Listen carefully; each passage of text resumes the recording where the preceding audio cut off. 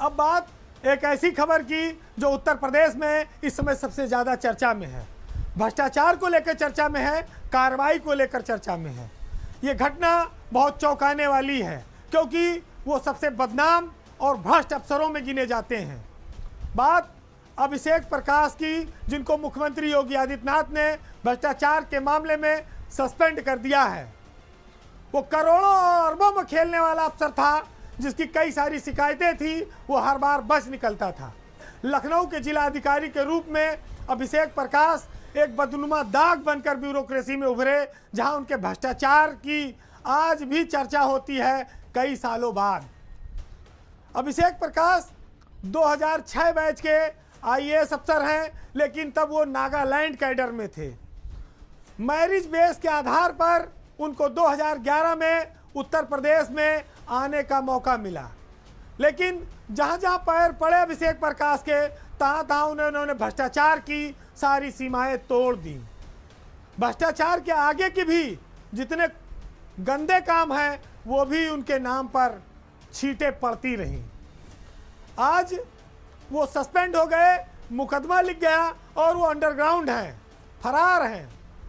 लेकिन आप देखिए कि सरकार के नाक के नीचे बैठकर एक अफसर कितने बेखौफ होकर भ्रष्टाचार कर रहा था, घोटाले कर रहा था, वसूली कर रहा था। अभिषेक प्रकाश इस समय इन्वेस्ट यूपी के सीईओ थे, वो सेक्रेटरी रैंक के अफसर हैं, सीनियर हो चुके थे, और उन्होंने कांड किया एक 7,000 करोड़ की कंपनी के साथ, जो SAEL के नाम से उत्तर प्रदेश में सोलर इंडस्ट्री लगाने के लिए आई थी। मुख्यमंत्री से भी उनके मालिक मिले थे, वो परमिशन के लिए ऑनलाइन आवेदन किया था, लेकिन अभिषेक प्रकाश ने अपने एक चहेते को लगाकर, एक बिचौलिए और दलाल को लगाकर 5% कमीशन की मांग की। निकांत, जो अभिषेक प्रकाश का खजांची, राजदार और बिचौलिया था, उसको इस कमीशन को तय करने की जिम्मेदारी दी गई। 5%, जो आदमी 7,000 करोड़ का इन्वेस्टमेंट की बात करता हो, अगर उसका 5% आप देखेंगे तो 350 करोड़ रुपया हुआ। ये कोई मामूली बात नहीं है कि योगी सरकार में भ्रष्टाचार पर जब जीरो टॉलरेंस की बात आती है, उद्योगों के लिए माहौल सरल बनाने की बात की जाती है, फ्रेंडली बनाने की बात की जाती है, वहाँ पर एक अफसर बैठकर कमीशनखोरी और घोटाले की इतनी बड़ी कहानी रचता है। लेकिन अभिषेक प्रकाश ने इस बार गलत जगह हाथ डाल दिया।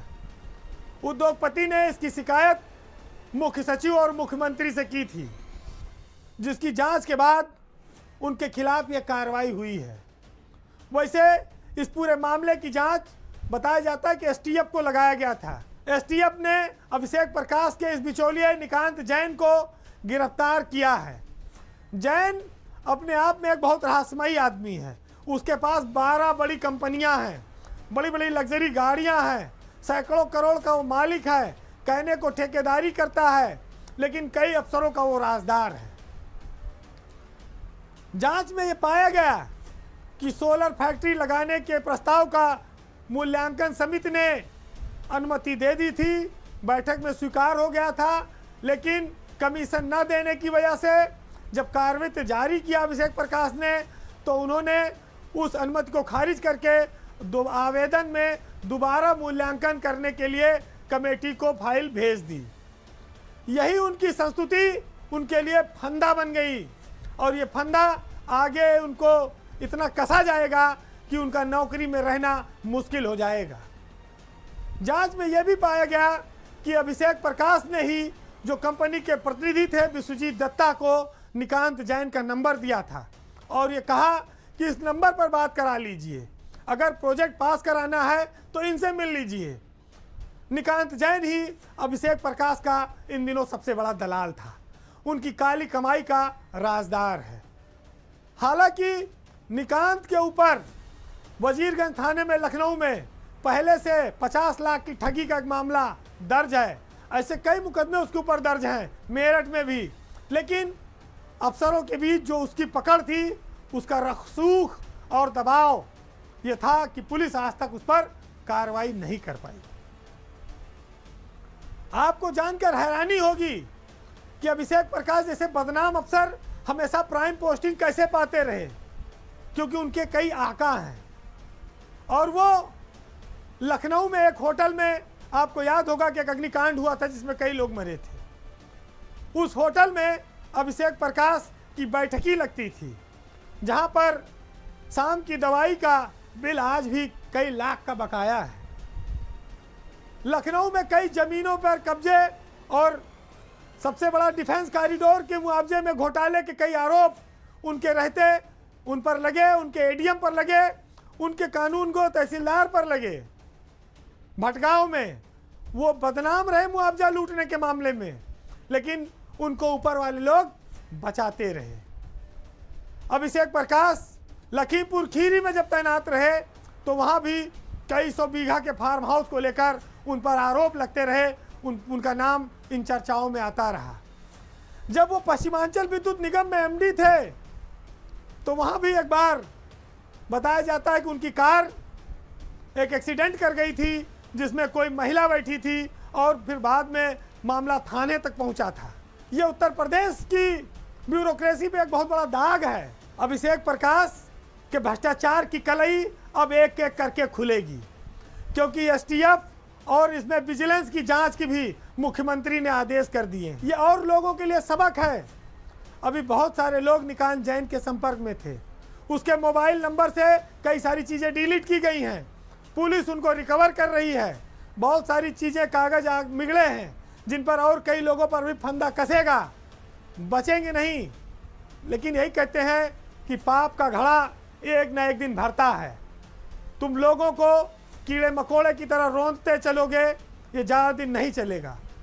जो अधिकारी ये बात सोचते हैं कि वो जिलों में डीएम रहकर चाहे जितना भ्रष्टाचार करें, चाहे जितना अन्याय करें और करके चले जाएंगे, उनका कोई कुछ बिगाड़ नहीं पाएगा, उनको वक्त जवाब देता है। आज मुख्यमंत्री योगी आदित्यनाथ ने भ्रष्टाचार के खिलाफ जितना बड़ा प्रहार किया है, इससे आने वाले जो ब्यूरोक्रेसी के अफसर हैं, नस्लें हैं, वो इस बात को समझ लें कि अगर वो फंसे तो वो जेल भी जाएंगे और नौकरी से भी जाएंगे। अभिषेक प्रकाश का ये मामला इस बात का सबूत है कि अक्सर ऊंचाइयों को छूने पर जो लोग अपनी वास्तविक पहचान भूल जाते हैं, ऐसे लोगों पर जब अहंकार और भ्रष्टाचार हावी हो जाता है, तब सिवाय पतन के उन्हें और कुछ हासिल नहीं होता है। तो आज भ्रष्टाचार के खिलाफ इन लाइनों को आप सुनिएगा और विचार कीजिएगा कि जीवन में जब ताकत मिले तो उसका सही इस्तेमाल करना चाहिए, क्योंकि आने वाली नस्लों की भी तुम पर कर्जेदारी है। और इसीलिए आपको जिम्मेदारी दी गई है कि आप उनकी भलाई के लिए, उनके जीवन को सुगम बनाने के लिए काम करिए। और जिसने जिसने ताकत का दुरुपयोग किया है उसका हश्र ऐसे ही होगा।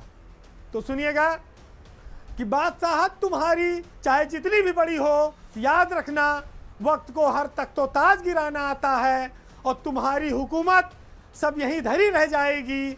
आंधियों को, अकड़े हुए पेड़ों को झुकाना आता है, और शतरंज की बिसात पर हो तो तैयार रहना कि प्यादे को भी बादशाह की औकात दिखाना आता है। नमस्कार।